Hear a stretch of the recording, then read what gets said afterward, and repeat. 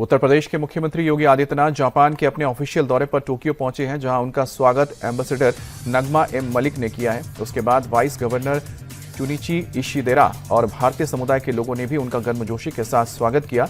इसके बाद सीएम योगी ने टोक्यो में कोनाइक ट्रांसपोर्ट कंपनी लिमिटेड के सीनियर मैनेजिंग एग्जीक्यूटिव ऑफिसर और उनकी टीम के साथ मीटिंग भी की। यूपी के सीएम योगी आदित्यनाथ ने सिंगापुर में राष्ट्रपति थर्मन शनमुगारत्नम से औपचारिक मुलाकात की। दोनों नेताओं के बीच आपसी संबंधों को मजबूत बनाने पर चर्चा हुई। सिंगापुर में सीएम योगी ने यूपी के लिए 1 लाख करोड़ के निवेश प्रस्ताव का महासौगात हासिल किया है, जिनमें से 60,000 करोड़ के एमओयू पर साइन भी हुआ है। पीएम मोदी आज से 2 दिन के इजरायल दौरे पर जाएंगे। 9 साल बाद इजरायल जा रहे पीएम मोदी का इजरायल पीएम बेंजामिन नेतन्याहू तेल अवीव के बेन गुरियन एयरपोर्ट पर स्वागत करेंगे।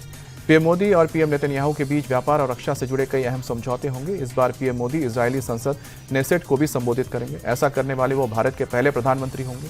पीएम मोदी और पीएम नेतन्याहू के बीच यरूशलेम में द्विपक्षीय बैठक भी होगी। पीएम मोदी के इस दौरे में सबसे अहम समझौता आयरन डोम डिफेंस सिस्टम टेक्नोलॉजी ट्रांसफर पर हो सकता है।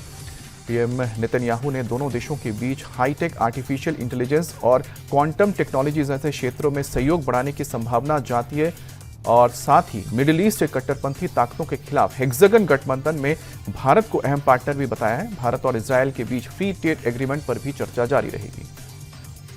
दिल्ली में गैंगस्टर लॉरेंस बिश्नोई के वकील की कार पर बीती रात अंधाधुंध फायरिंग हुई। कश्मीरी गेट आईएसबीटी के हनुमान मंदिर के पास बाइक सवार अज्ञात हमलावरों ने कार पर ताबड़तोड़ फायरिंग की, जिसमें कार के शीशे फूट गए और पिछली सीट पर बैठा एक शख्स 2 गोली लगने से घायल हो गया। कार ड्राइवर किसी तरह से कार को सिविल लाइंस के होटल तक लाने में कामयाब हुआ। फायरिंग के बाद हमलावर मौके से फरार हो गए। सीसीटीवी फुटेज के जरिए अब हमलावरों की तलाश की जा रही है।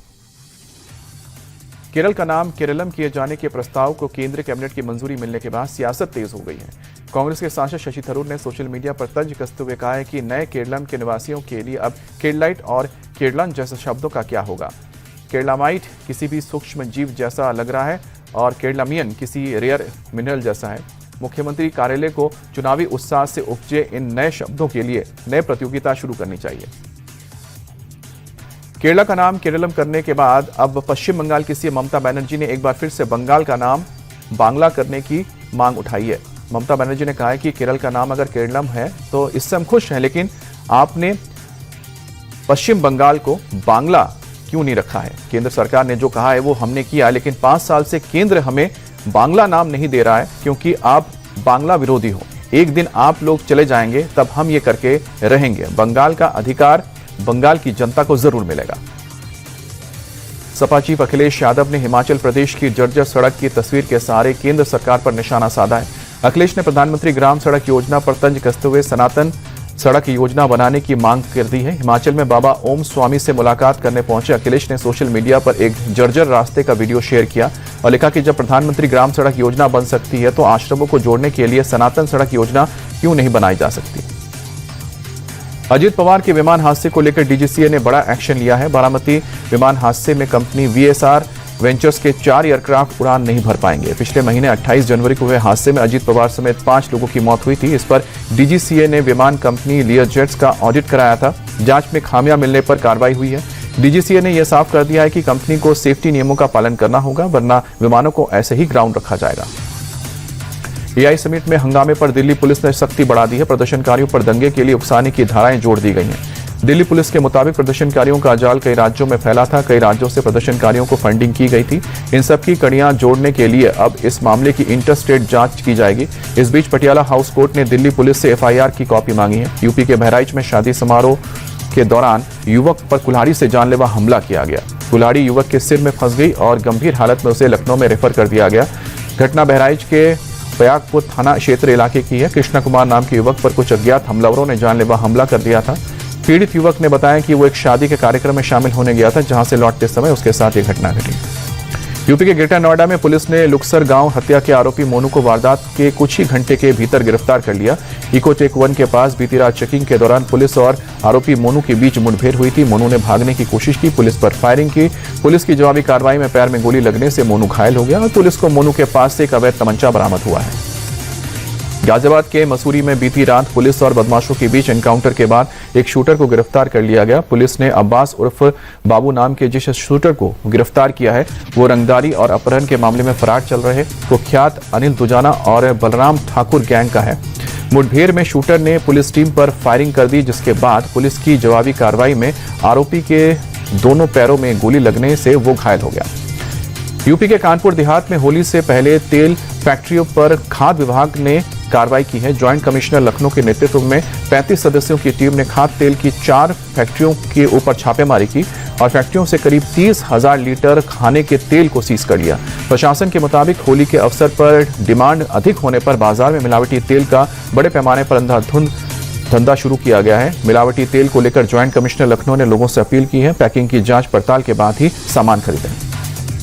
यूपी के मैनपुरी में हाई स्कूल और इंटरमीडिएट की परीक्षा में नकल करने वाले और नकल कराने के एसटीएफ ने इनके ऊपर कार्रवाई की है। एसटीएफ ने सामूहिक नकल कराने के 6 लोगों को गिरफ्तार किया। सॉल्वर गैंग की मदद से 5,000 रुपए में खुलेआम नकल कराई जा रही थी। नकल कराने में कॉलेज का प्रबंधक, उसका बेटा, टीचर शामिल रहे। सॉल्वर गैंग के सदस्य पैसे लेकर पेपर सॉल्व कर रहे थे। कॉलेज के प्रिंसिपल की मिलीभगत से नकल कराई जा रही थी।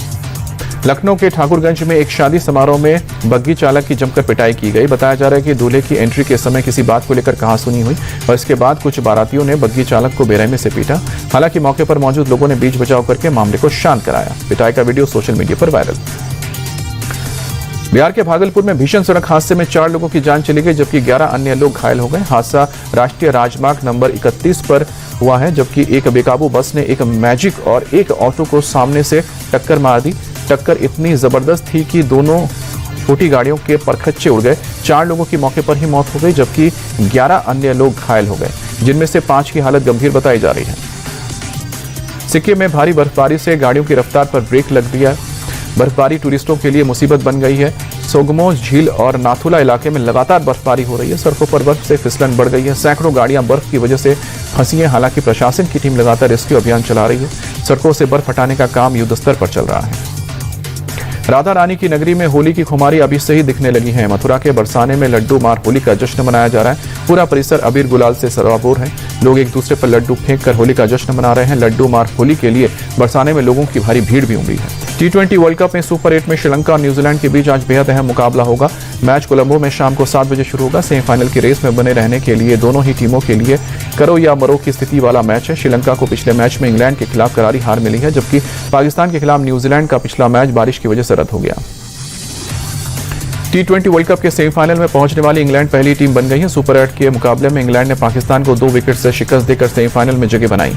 पाकिस्तान ने पहले बल्लेबाजी करते हुए 164 रन बनाए, जिसे चेस करने के लिए उतरी इंग्लैंड की टीम 5 बॉल बाकी रहते जीत हासिल की। इंग्लैंड के कैप्टन हैरी ब्रुक ने शतकीय पारी खेली। Brook player of the match बने। पाकिस्तान की ओर से साहिबजादा फरहान ने सबसे ज्यादा 63 रन बनाए। टीम इंडिया ने जिम्बाब्वे के खिलाफ मैच से पहले ट्रेनिंग सेशन में जमकर पसीना बहाया। अक्षर पटेल ने नेट्स पर गेंदबाजी की। जिम्बाब्वे के खिलाफ करो या मरो के मुकाबले में अक्षर पटेल को टीम के प्लेइंग 11 में मौका मिल सकता है। अहमदाबाद में साउथ अफ्रीका के खिलाफ मुकाबले में वाशिंगटन सुंदर को अक्षर से ज्यादा तरजीह देते हुए टीम में शामिल किया गया था। आईसीसी ने वुमेन्स T20 वर्ल्ड कप 2026 का शेड्यूल जारी कर दिया। T20 वर्ल्ड कप के अब तक के इतिहास में सबसे ज्यादा 12 टीमें हिस्सा ले रही हैं। मेजबान इंग्लैंड और श्रीलंका के बीच 12 जून को ओपनिंग मैच खेला जाएगा। 14 जून को भारत पाकिस्तान के बीच हाई वोल्टेज मैच होगा। T20 वर्ल्ड कप टूर्नामेंट का आयोजन 12 जून से 5 जुलाई तक